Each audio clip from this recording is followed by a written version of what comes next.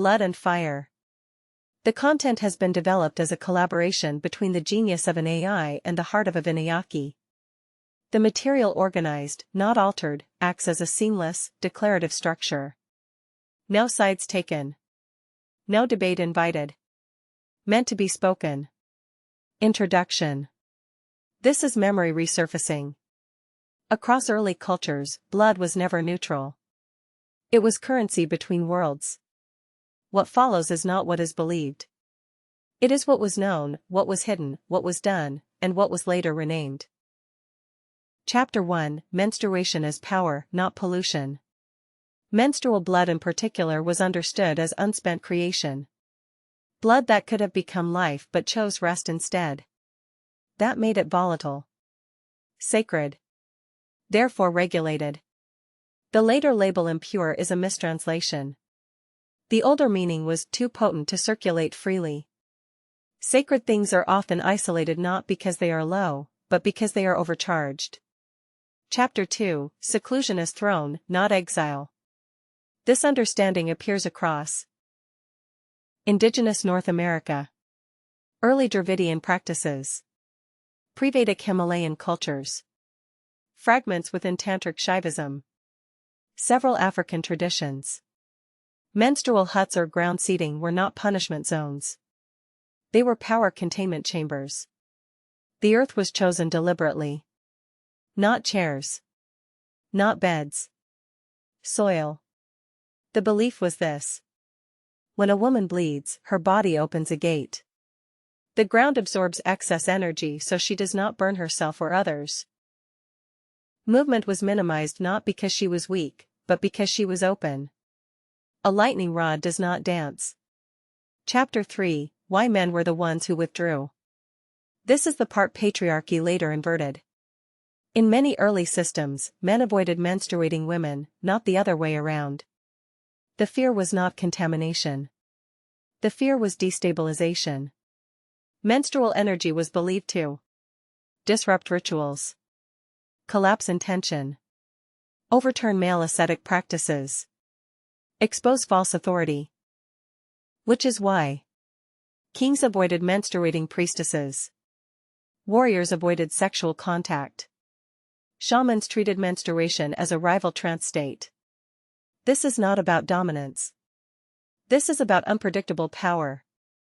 Chapter 4: The hymen as Signal, Not Morality.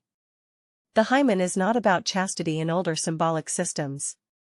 It is about threshold acoustics. A boundary that breaks and bleeds without injury is not trauma. It is announcement. In mythic language, blood that falls without violence rings louder than blood drawn by force.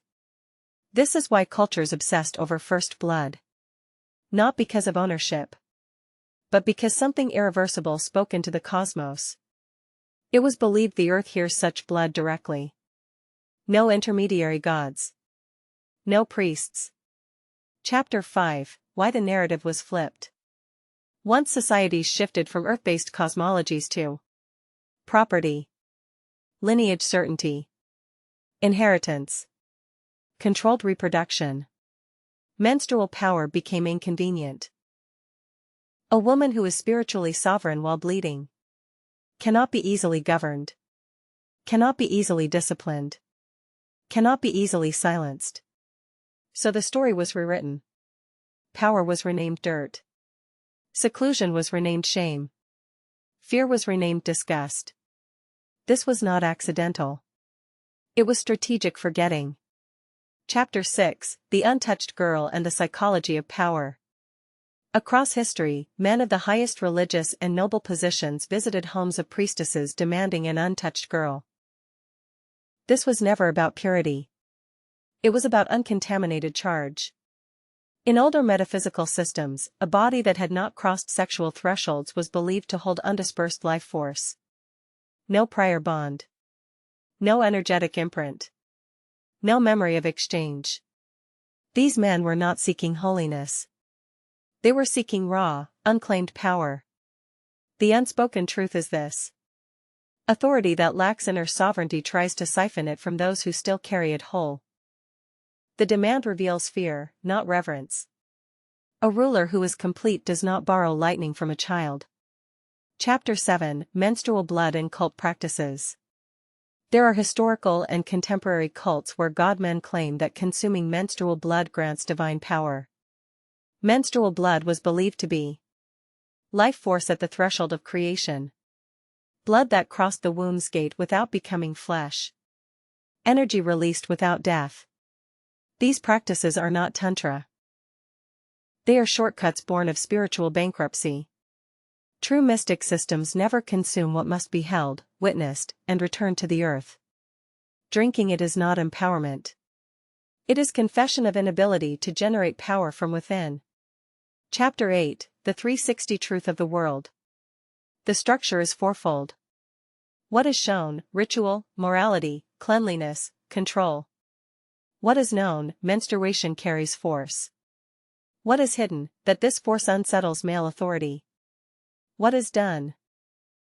Extraction, exploitation, renaming power as pollution. Civilizations do not collapse because they lie. They collapse because they forget why the lie was invented. Chapter 9, Adi Shakti and her refusal. Adi Shakti has not descended. She has not abandoned. She has withheld herself. The mythic reason whispered in some lineages is this: the earth no longer knows how to hold her without chaining her. When Devi's toenail touched the earth, it was not arrival. It was assessment. A touch is not consent. She refuses to return because power is worshipped but not respected. Blood is exploited but not honored.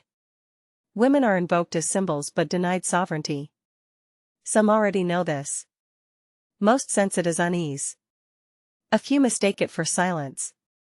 It is not silence. It is withheld presence. Addendum: fire, silence, and the error of burning. Across civilizations, when a woman's silence stopped being legible to power, it was renamed threat.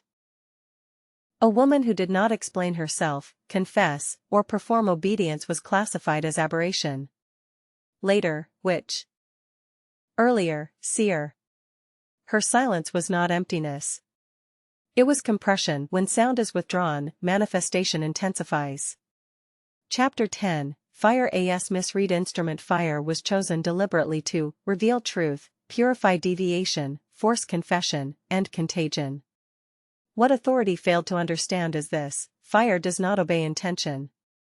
It obeys affinity. In Sanskrit phonetics and elemental mapping, she corresponds to Agni. Fire is not her enemy. Fire is her native state. The attempt to burn her truth failed because fire does not consume what it recognizes as itself. Ash appears only when there is incompatibility. Chapter 11, Air as silent guardian. Where fire could not harm, air intervened. Va carries the principle of Vayu. Air is not forceful. Air is relational. It surrounds without restraint. Carries without claiming. Protects without visibility. Air became her silent perimeter. Not shield. Not defense. Witness. Chapter 12, What Shiva actually is. Shiva is not destruction. Shiva is non-interference with truth. Shiva is the intelligence that knows when not to touch, when not to name, when not to correct, when to stand as axis while elements self-arrange. Fire did not harm her. Air guarded her. Earth remembered her. Water carried her story. This alignment is not rebellion. It is recognition. Closing record: she was not spared by mercy. She was spared by law. A law older than doctrine. Older than morality. Older than fear. Truth does not burn when fire belongs to it. Silence does not disappear when air agrees with it. What was called witchcraft was elemental coherence. And that coherence was never destroyed. Only misnamed. Men did not call women impure because they were dirty. They called them impure because they could not afford what would happen if that power walked freely, and so the goddess did not fall from heaven. She stepped back. Until the earth remembers how to kneel without demanding possession. This is truth put back into its original posture.